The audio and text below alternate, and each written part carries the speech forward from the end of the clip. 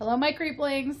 I'm back, and I was in the mood for something campy and cheesy, so I figured we've already done The Abominable Dr. Phibes. Why not do its sequel? Dr. Phibes rises again. Yes, Vincent Price is back in some of his campiest, most iconic roles. Released by American International Pictures in July of 1972. Directed by Robert Foist, who came back from the first one, as well as Brian Etwell, the production designer, composer John Gale, and we have some recurring characters, some recurring actors playing different characters. So there's a little bit of a family atmosphere going on with this. Written by Robert Blees and Robert Foust. I don't know how to pronounce this guy's last name. So I'm just warning you now. So this is the sequel to The Abominable Dr. Phibes. I know, how in the hell do we get a sequel when it looked like he self-embalmed? Well, we open the film with a narrated recap and slight retcon of the previous film, done by very familiar voice to baby boomers and some Gen Xers in Gary Owens. Did a lot of voiceover work in the 60s and 70s and into the 80s. Laughing was a big one. So if you recognize the narrator's voice, that's probably where you recognize him from. So they retcon in the fact that he didn't self-embalm, but he put him himself into a state of life and unlife, kind of in limbo, I guess, self-preserved. Precursor to cryogenics, I'm guessing. I don't know. We have Carolyn Monroe returning as laying there beautiful Victoria Phibes. Volnavia returns, but it's not the same actress. The original actress, Virginia North, was pregnant at the time, and they just replaced her with an actress named Valley Kemp. They do not look that similar, so yeah, it's kind of jarring if you watch the two back to back. Excuse me. It's getting late, and I guess it's catching up with me. I had a busy day today.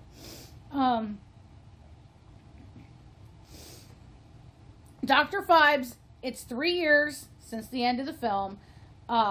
He emerges from suspended animation when the moon enters an alignment with the planets, which is the first such occasion in 2,000 years.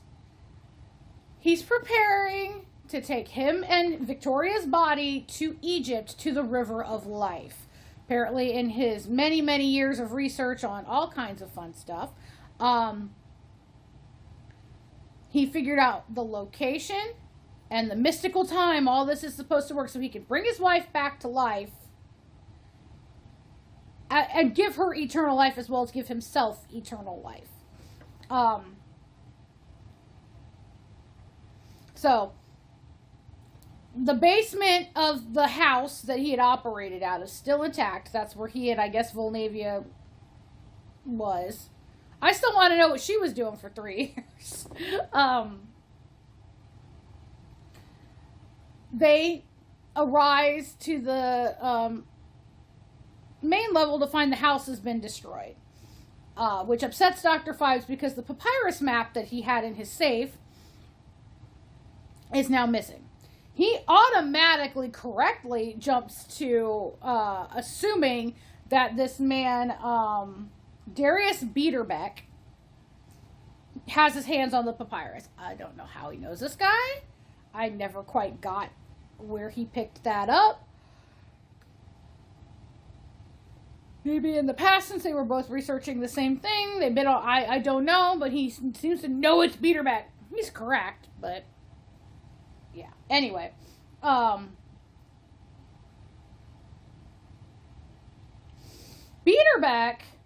is a man who has lived through centuries through the regular use of the elixir of life. Well, he's running out, so he's trying to find the river of life to, again, eternal life and youth for himself and his paramour, Diana. So one night when everybody's out of Bieterbeck's house except for his servant, Volnavia and Phibes break in, kill the servant in a very ingenious way involving snakes and stabbing through the air. It's quite fun. I mean, I wish it were a little gorier, and if they were to remake it today, it would definitely have a lot more blood, but very, very creative. They kill him, they get the papyrus, and they leave for Southampton to take a ship to Egypt. So we have Dr. Phibes on a cruise ship, whining and dining his assistant. It's all very surreal. All very surreal. Bieterbeck, already having the information he needed off the papyrus anyway, takes Diana and his assistant Ambrose on the same ship. So Ambrose is wandering the ship. I don't know how he ends up in the cargo hold, but he does. And he finds Victoria's body stored in... If you remember from the first movie, he had those clockwork musicians. Well, he set up something with those, and her body is in there like it's part of the diorama. There's a microphone in front of it. Well, Ambrose is discovered and, of course, killed by Phibes and tossed over the side of the ship.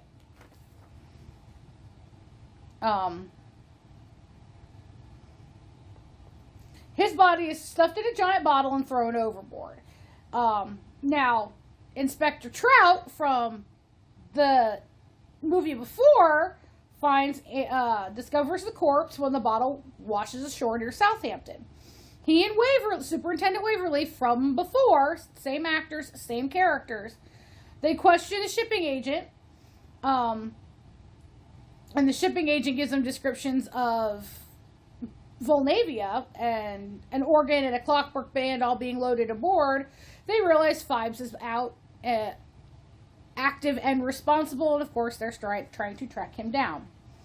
Now Trout and Waverly end up going to Egypt, where they catch up with Bieterbeck's. He's got a full archaeological party. Some were waiting in Egypt when he got there with Diana. It was supposed to be him, Diana, and Ambrose, but Ambrose didn't make it. They meet up with him near a mountain which houses the hidden temple that has the River of Life. Unbeknownst to them, that Phibes has already shown up and somehow set up residence underneath the temple and has turned it into this Art Deco masterpiece. I have a feeling in that 3 years that he was dead, poor Volnavia was running around setting all this shit up. Poor girl. Doesn't even say a goddamn word. Doesn't get a word in edgewise. But oh boy, was she busy. It's the only way I can think of half of this shit getting pulled off is her hard work. So,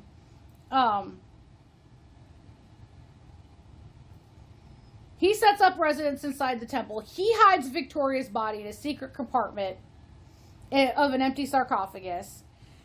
He's also Phibes has found the silver key that opens the gates to the River of Life. So he's all set up and ready to go. Just waiting for the celestial convergence, etc., etc. Now, he starts killing Bieterbeck's men one by one, because I guess, he doesn't want to be found out and he's bored. And it's his way of taking revenge on Bieterbeck for whatever. One guy is locked in a scorpion chair and then killed by scorpions. The sad part about this is again, because I'm a child of the 80s, and that was like the gore slasher genre era. I would love for these kills to be gorier, but they are very ingenious. So he kills them one by one. Bieterbeck's team breaks into the temple and takes the sarcophagus and the key, which means they also have Victoria's body, if I remember correctly. Beaterbeck keeps the key for himself. Phibes uses a giant fan to create a sandstorm and kills the guy guarding the sarcophagus with a screw press trap. Again, very ingenious. Would have been better with more gore, but that's a me thing. So, Beaterbeck, being a douche, he doesn't care about the murders. He's, insisting on continuing. But he does send Diana and the last of his team, Professor Hackett. He's trying to send them back to England. At least send Diana back to England so she's safe. Hackett, unfortunately, is lured from the automobile, thinking that there's this large group of British troops doing maneuvers. Turns out it's Phibes' clockwork men. And while Professor Hackett was away from the vehicle, Diana was kidnapped. Hackett shows back up. It gets in the vehicle and is sandblasted to death. Like, we're talking, the aftermath is all skin and muscle and everything blasted off of his face. It is just skull. It looks pretty cool, but again, I'm just going to keep repeating this, I guess. More gore would have been funnier. Or better, in my mind. So, Phibes has now gotten the sarcophagus and his wife back. Doesn't have the key yet, but he has Diana, so he can set up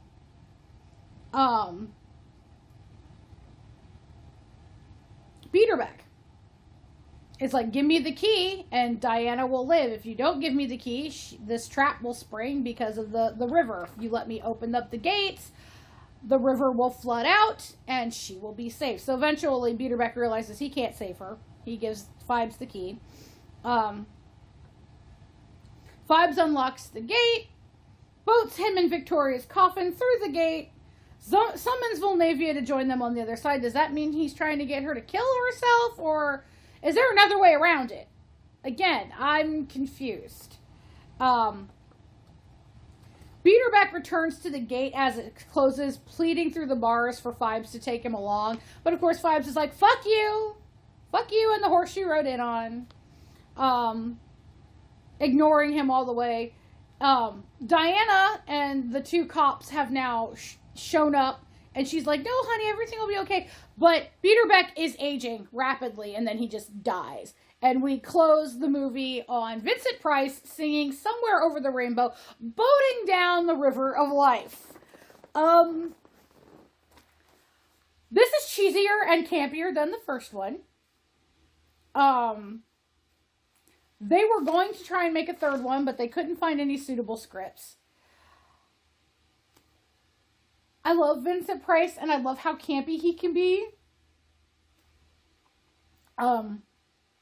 I definitely would recommend, if you watched the first one, watch the second one. If you're introducing yourself to the joy that is a Vincent Price film, this is one you should consider. Although I didn't enjoy it as much as I enjoyed the first one. I feel like the first one, it could have just been a standalone. They set it up, dropped it, and it had reasons, and it was a good revenge story. This one kind of stretches the premise a little thin. But again, Vincent Price, beautiful performance. You will also note that the captain of the ship is a quite famous person that I wish could have had more of a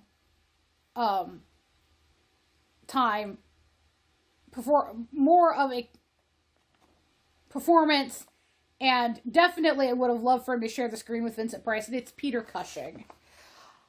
I don't know if there was ever a movie or any movies where Vincent Price and Peter Cushing worked together and in the same, scenes, they played off each other. If anybody knows, I'm going to end up researching this to find this out eventually, but if anybody knows of any of them or one or many, please put them in the comments. I want to see this because Peter Cushing and Vincent Price together, my little baddie heart would just be like, ooh. I I would love to see it because they are both excellent campy actors.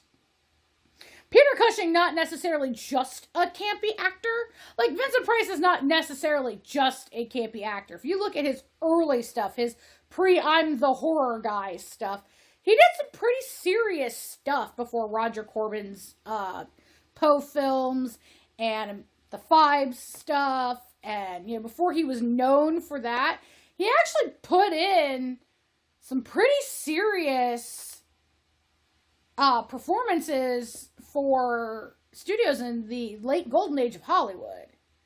He was a very handsome younger man.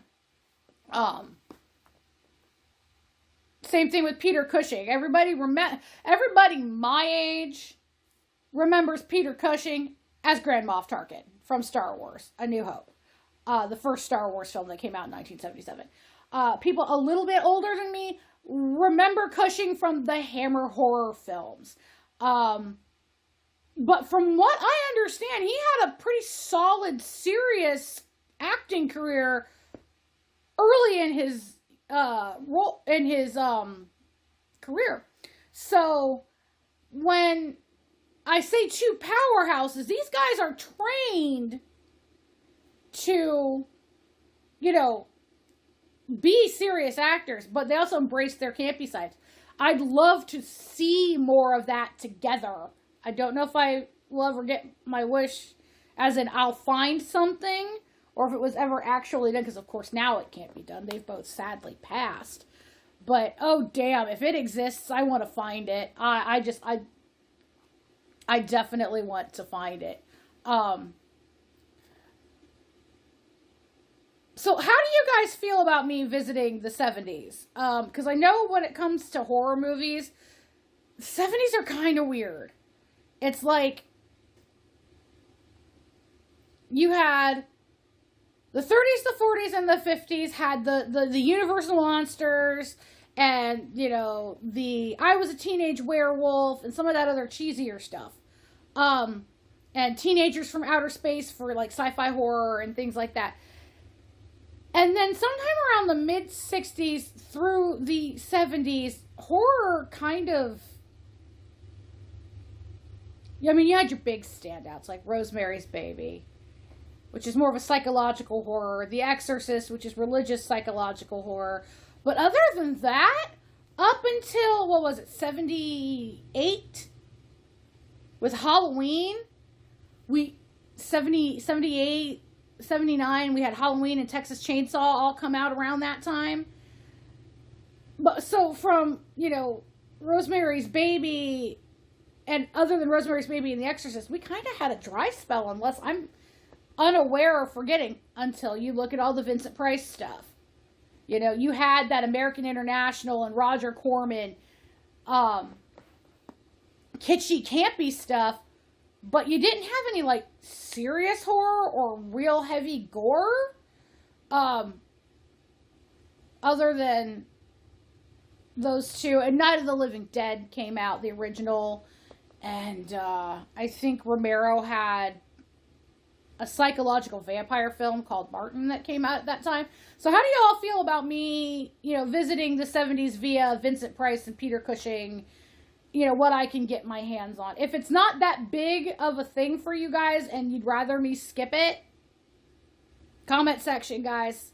If you have any recommendations, other than The Exorcist and Night of the Living Dead and Rosemary's Baby and etc., because I would love to get my hands on. I've seen a lot of, a handful of these Corman, especially the Poe films with Vincent Price. Some stuff, though, I've heard of, but I've never actually been able to get my hands on, like Witchfinder General, which I'm told is a really, really campy one. But, I can go back to The Last Man on Earth and House on Haunted Hill. I might do House on Haunted Hill as an OG versus remake, because those were both very good. But yeah, I could do those, but if you got any other suggestions, or you just would rather me not, other than the occasional OG versus remake, or hey, it's Vincent Price's birthday, or Peter Cushing's birthday, give me a heads up. because I dropped something. I'll pick it up later. Because I won't waste my time on it if you guys don't want to see it. But I do like, going back and discovering the history of horror, so to speak. But I'm getting off the subject, and it's getting late, and I've been talking for about 20 minutes already, so I'm going to let you guys go with just a, if you're into Vincent Price, if you watched the original Dr. Phibes Rises Again is a decent flick to watch. If you are looking to, kind of explore 70s camp horror, this is a good place to start, but I would watch the first film before you watch the second film. So, pretty good movie. Not the best, definitely not the worst. I've seen worse. I have seen so much worse. But on that note, I'm just going to say good night, my creeplings, and I'll see you next time. Bye.